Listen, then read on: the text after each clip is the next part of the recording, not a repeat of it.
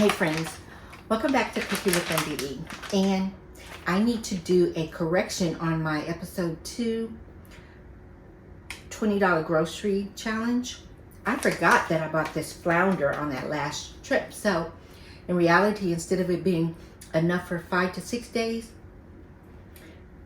this packet of meat will make it 7 to 8 days. So what I'm going to do, I'm going to try something I've never done before. There used to be a place in Houston called Long John Silver's, and they make this delicious fish, kind of remind you of the fish fry that they do on the north side of the country, northeastern side. I'm going to try and do a beer battered fried flounder with that.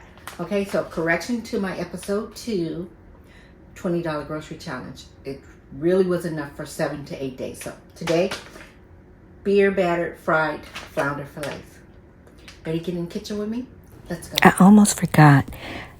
We had beer battered fish when we visited Seattle, Washington. So it's served on the East Coast that way and the West Coast. Let's get started.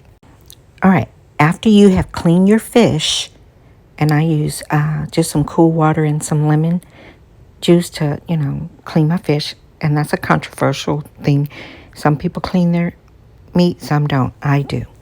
Once you clean your fish, you want to pat it dry with a paper towel, and then use a 1/3 of the seasoning that's listed in the recipe that's located in the description of this video. As you can see, I don't use measuring spoons or anything.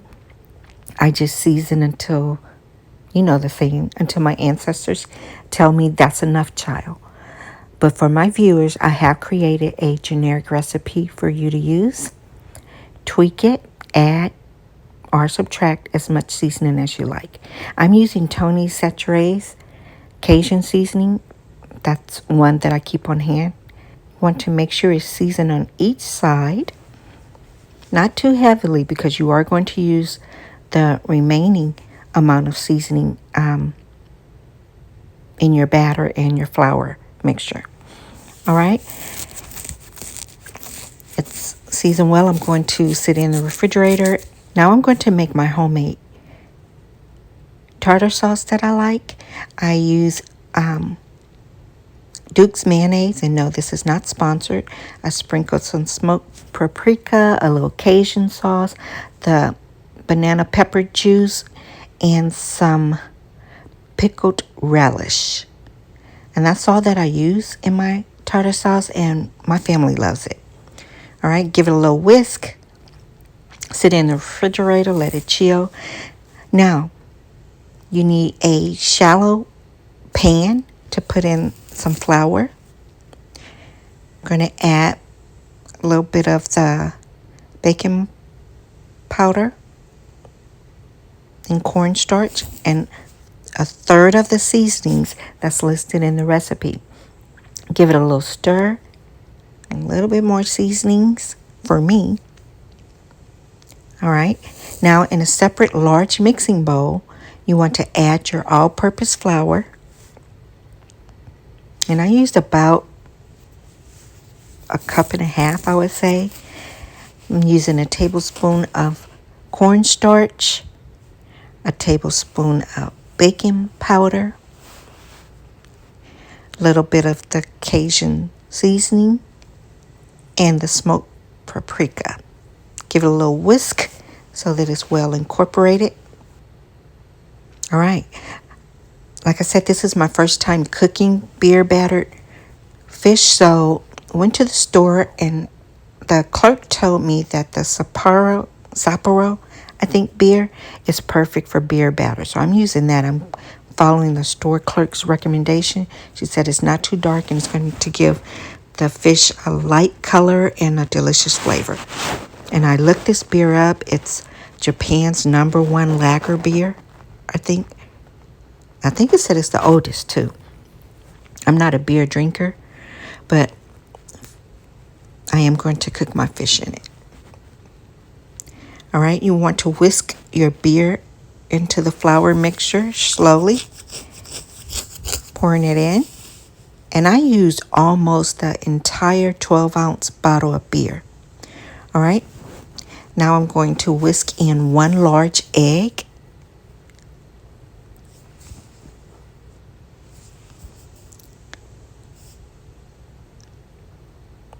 it a good whisk.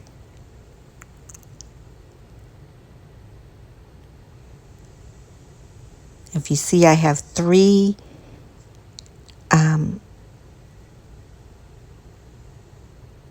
what do you call these? Kitchen dishes and pots that I'm going to use. You saw me just add in a little Worcestershire sauce in my batter because I actually forgot to put it on my fish. So either or, you can put it on your fish or in your batter. All right, I'm turning on my grease. You don't see it, but I'm letting it heat up. Your grease, oil, whatever you want to call it, should be about 375 degrees. I don't know where my thermometer is, so I'm just going to play it by ear. But you want to make sure your oil is nice and hot. Now, you want to lightly coat each side of your fish in the dry flour, seasoned flour, and then dip it into the wet batter, making sure it's coated on each side, and then lay it over on the next little kitchen container to hold it. And I like to fry 2 pieces of fish at a time. But this fish is so thin. Remember, it was pre-packaged and frozen at HEB, and the package gave me 4 very thin fillets. So you can use the frozen fillet, or you can go to the fish market and get some fresh fillet if you have the extra resources. But remember, this was on the $20 grocery challenge. Now, I did say this would last 7 to 8 days. This meal, just using this 1 pack of frozen flounder, will only last 2 people 1 day. So it's a 7-day meal. All right. Now it's time to fry our fish. Our grease is, you see, I don't have a thermometer, and I can tell it's not as hot as it should be because when I put it in there, that fish should have floated up to the top. So I'm not going to put the second piece in yet until this grease heats up. I really need to go buy a new thermometer. I'm holding it down so it can really heat up and fry this fish. And I don't know what you call this little kitchen utensil that I'm using, but it's perfect. All right, it's nice and golden. You want to fry your fish about 5 to 7 minutes. This fish is so thin, I'll be honest, I only fried it for 6 minutes. 6 to 7 minutes. 3 to 4 minutes on each side. All right, now, as you can see, I have 2 pieces of fish in at a time. Turning it over. You don't have to turn it over. I do, to make sure it's cooked thoroughly. But you fry your fish until it's nice and golden brown. All right, this fish is ready. Isn't it beautiful? It reminds me of Long John Silver's fish. That's what the fish look like. I moved to Texas in 1981, and that was a popular restaurant. And I don't see any of them anymore. I don't know if they're still in the state or what, but I had a taste for that. All right, the fish is ready. It's time for dinner. And I found a pack of broccoli salad on clearance at another local grocery store. And that's what I'm serving with it, with some store-bought potato salad. Oh my goodness. I wish you could taste this. It is so good. I love it. Hit me up in the comments and let me know, what did you think about this video? And that's the salad I was talking about.